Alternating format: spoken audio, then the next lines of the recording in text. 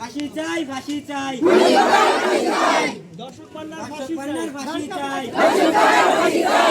এই ঘটনা বাংলাদেশের সব ইউনিয়নে, সব জেলায়, সব জায়গায় ঘটছে। আমরা চাই সুষ্ঠু তদন্তের মাধ্যমে এই অপরাধীর শাস্তি হোক। আর এই অপরাধীর যে শাস্তি দেখে যেন বাংলাদেশের প্রতিটা মানুষ বুঝতে পারে যে এই অপরাধটা কত খারাপ, আর ভবিষ্যতে যেন এই রকমের অপরাধ না সংগঠিত হয়। অনেক মেধাবী ছাত্র ছিল এবং অনেক ভদ্র ছিল, এই জন্য পান্নার শাস্তি চাই এবং ফাঁসি চাই।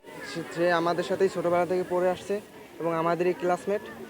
তার সাথে যে অপকরণগুলো করা হয়েছে তার আমরা বিচার চাই এবং পান্নার দ্রুত আইনি ব্যবস্থা নেব এমন কিছু আমরা আশা করি।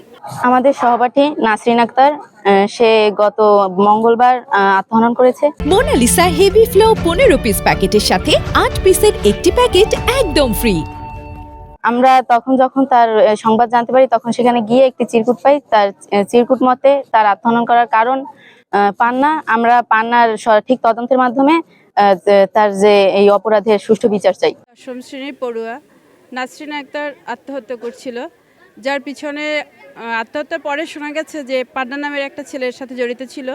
সেও বিগত 5 বছর আগে এখান থেকে মাধ্যমিক পাশ করে গেছিল। কিন্তু এ ধরনের অবাঞ্ছিত ঘটনা আমরা কেউই আশা করিনি, হয়ে গেছে।